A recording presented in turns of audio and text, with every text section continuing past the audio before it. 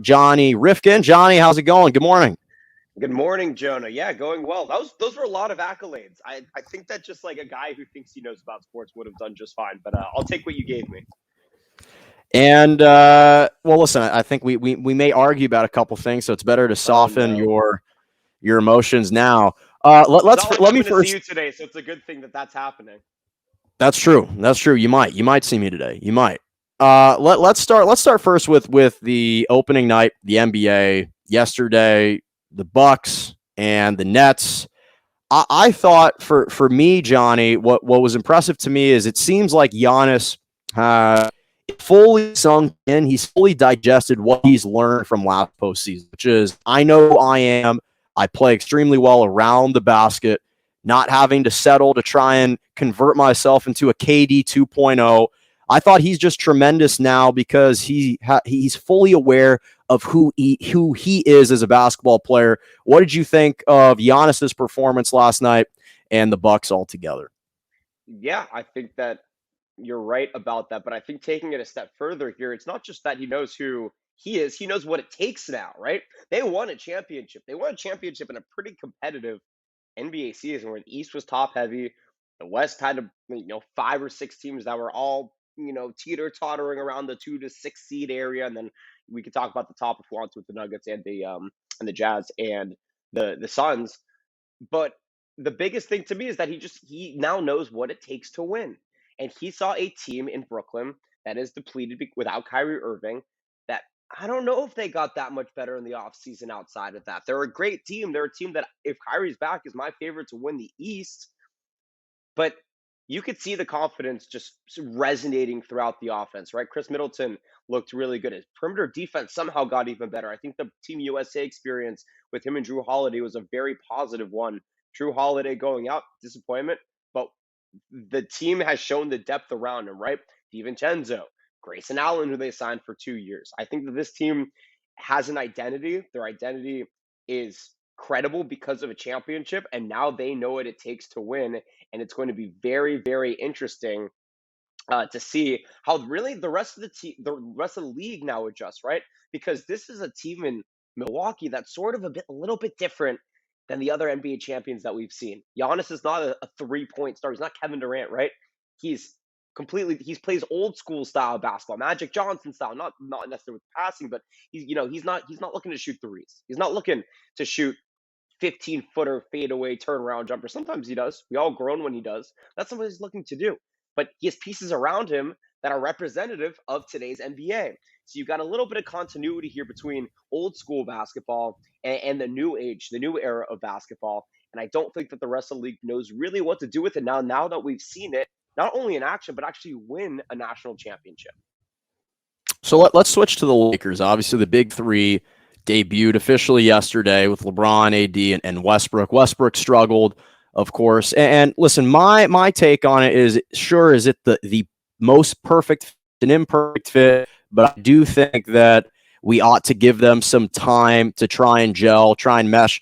What were your just first impressions from seeing opening night and how Russ fit in with this squad yesterday? Yeah, it's going to be interesting. They can't play Russ and Westbrook together. They just can't. No, wow, Russ West. They can't play Russ and Rondo together. It's a detriment to the offense. There's no continuity. Russ doesn't seem interested in playing any defense, which is pretty on par with what we've seen out of him the last 5 or so years. This team is going to be fine. They're a postseason team. There's going to be a lot of. I mean, I woke up this morning, same as you did, Jonah, and I saw overreactions all over the place. Both, oh, this is the one loss the Lakers are going to have, and oh, the Lakers are going to win 10 games, both from Laker fans. There seems to be a little bit of internal strife right now within Los Angeles after last night, and everybody needs to calm down and just let the NBA season sort of play out right now because we have no idea. We didn't think the Suns were going to be what they were last year, right? We didn't think the Hawks were going to be what they were. So are we sitting here making these rash judgments? Well, yes, because it's fun, because we need content to talk about, but it's not indicative of how this is probably going to go. So, Russell Westbrook is a fantastic NBA player. He has been his entire life. He will be for the rest of his life. He's going to figure it out the same way the rest of this team is going to figure it out. LeBron had 36 points last night, right? And 80 had 33. That's a great sign. All they need now is for Russell Westbrook not to have a minus 25, not to have 4 turnovers, to have maybe, I don't know, 15 points and 10 assists. and not shoot the ball. Maybe Westbrook doesn't shoot the ball 14 times anymore. Maybe he shoots the ball 9 times, and maybe most of them are layups. And maybe he goes for assists now because guess what? He's really good at that too. They could have Rondo and they could have Westbrook both averaging over 7 assists per game, and that does not exclude LeBron, who is also a fantastic passer. I think it's just going to be some time for this team to build an identity. We talk about how the Bucks have an identity, the Lakers don't. And now, and LeBron is great at forming that identity, and that's what we're going to see take place over the next, I don't know, couple of weeks, maybe a month or so. It'll be interesting. It'll certainly be interesting. Again, it's just opening night, so I don't want to overreact too much. It is an imperfect fit, but as a Lakers fan, I'm willing to give it time. Okay, so let's transition to Ben Simmons. I know you and I talked a lot off air about this last night. Haunted my dreams. So we reached the same conclusion, which is Daryl Morey should have traded him. Where you and I disagree is how you thought Doc Rivers handled the practice yesterday. How do you think Doc Rivers handled that situation yesterday, and where do you think the 76ers should go from here?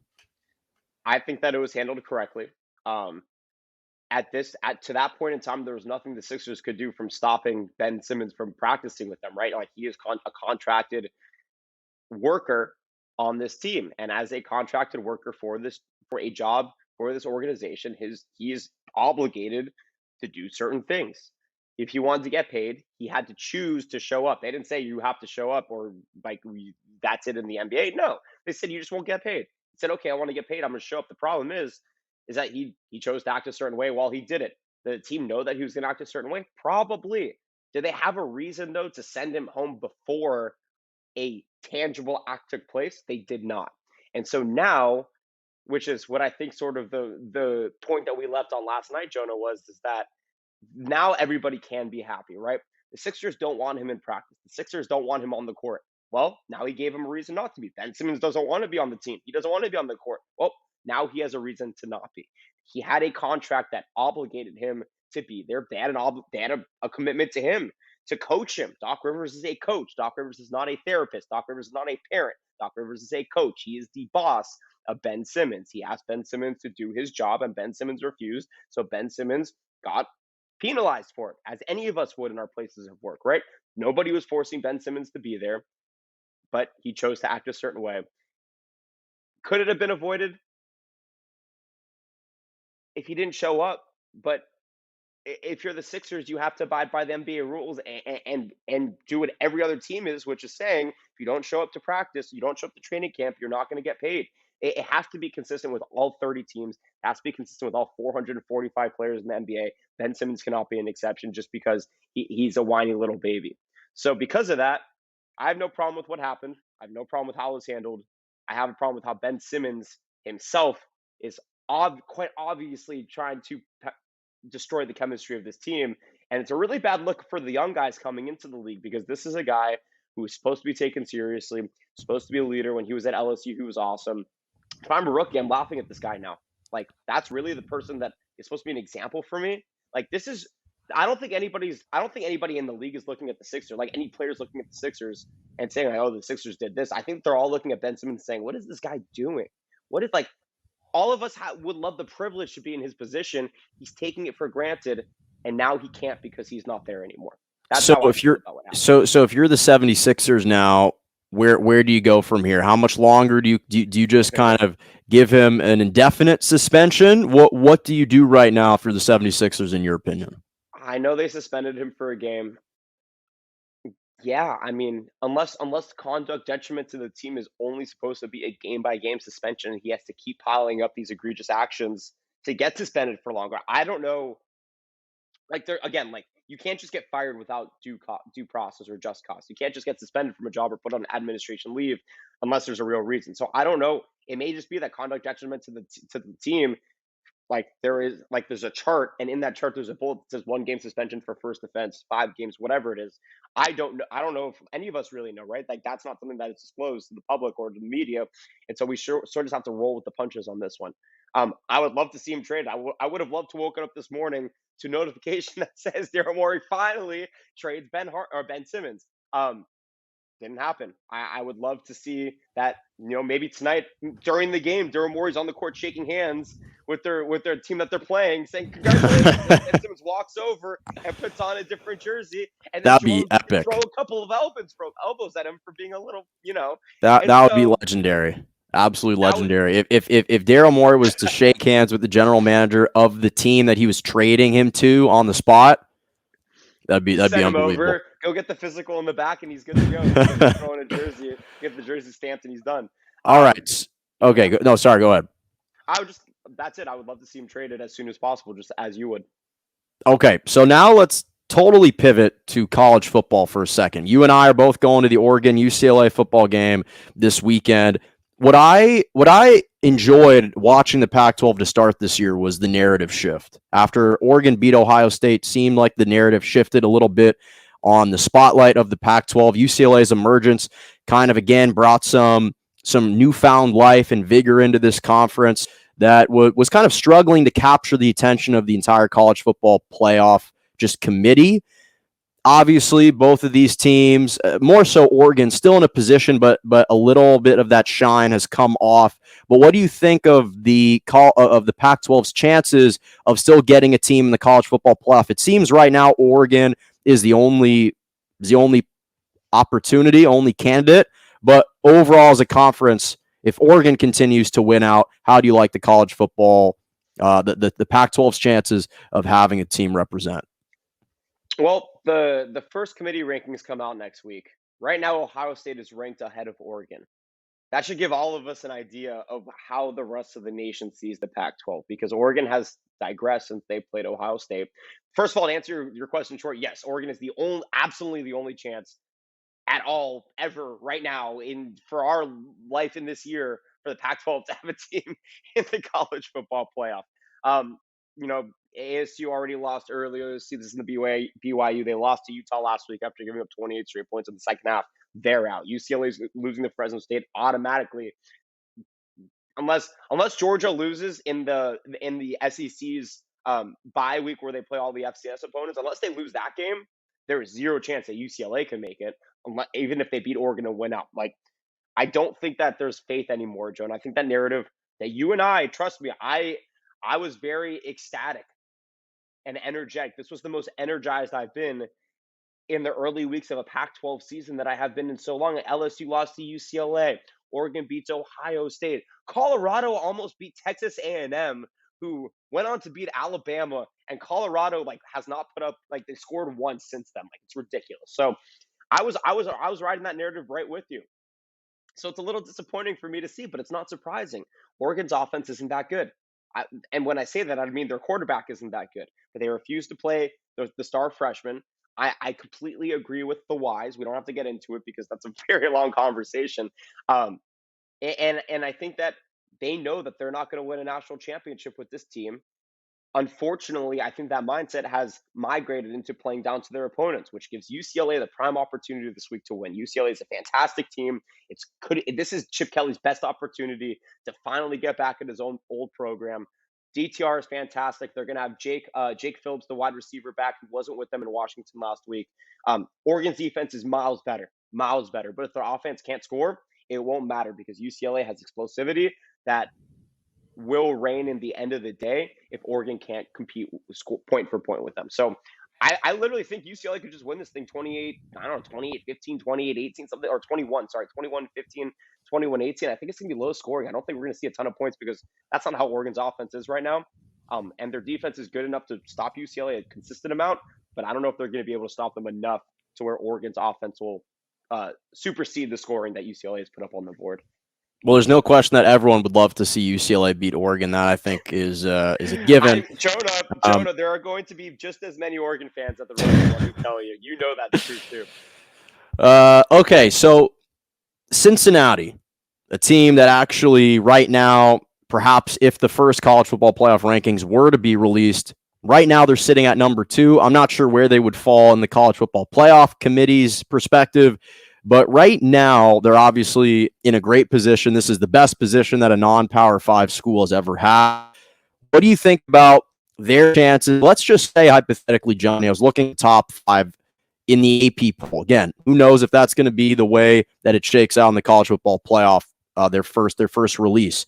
But right now, Georgia's 1, Cincinnati's 2, Oklahoma's 3, Ohio State's 4, or Alabama's 4, and Ohio State's number 5.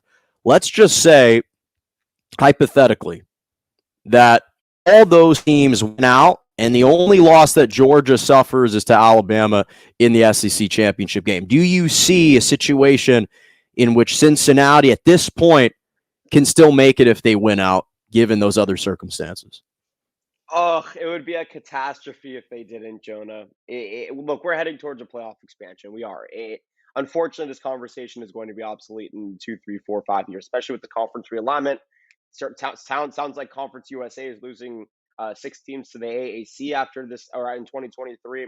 So there's that stipulation to think about, especially the University of Texas San Antonio being ranked now in the top 25. They're going to move to the AAC after Conference USA. So all these realignments, we're headed towards a playoff expansion. I don't think any of us are in the dark or naive about that. So it sucks to sit here and say that there is a massive chance that Cincinnati is going to get screwed out of this year's college football playoff. Yes, we evaluate mid-major success based on previous year's history. That's all that's how we have to do it. Michigan has not been very good. If Michigan went out in the Big Ten this year, they would be in the college football playoff because they're Michigan. But Cincinnati has to have 3, 4 consecutive really good seasons to prove that they're a consistent and good program that can compete with the Power 5 programs before we even give them a nod. I disagree with it. Now, Cincinnati, Houston, BYU are all moving into the Big 12 or into the SEC. The Big 12, right? Yeah, they're all moving to the Big 12. So that will alleviate some of that perspective when that happens in 2025. Until we get there, these mid-majors are kind of screwed, man, and it sucks. I love these mid-majors. So the what if of your question, I don't think so. I think if Georgia's only losses to Alabama, I think if Alabama's loss to A&M is really the only one. They had an insane – I don't know if you watched that game, Jonah, but they scored 35 straight points at the end of it. Yep. It was incredible. I found myself rooting for Alabama to come back because of how crazily they were playing. That didn't sit well with me at all. So I don't think that Cincinnati would get in if Georgia's only loss was to Alabama in the SEC championship. I don't think they would get in if Ohio State's only losses to Oregon. Oklahoma's probably going to win out the Big 12 and get there and give up 75 points in the first game of the college football playoff, and it is what it is. And it sucks for Cincinnati. It really does, but it's just where we are. So they're hoping Ohio State loses another one, or they're hoping that Georgia wins out and Alabama's a 2-loss team. Or Oklahoma. If Oklahoma's a 1-loss team and they could lose to Oklahoma State, who's really, really good and beat Texas last week, then I think that there's a chance. I think a 1-loss Big 12 team would not get in over an undefeated Cincinnati. So I think that's probably their best chance. Okay, final question for you, and I only want I just want you to give me the winner. All right. So MLB playoffs, Red Sox, Astros. I know it's your Red Sox. They're tied 2-2. Wins that series in your mind? The Red Sox win. You said you didn't want anything else. And Dodgers and Braves? The Dodgers win. Good man. Good man. Johnny, thank you so much for joining me. I'll probably see you pretty soon. Not sure, but hopefully.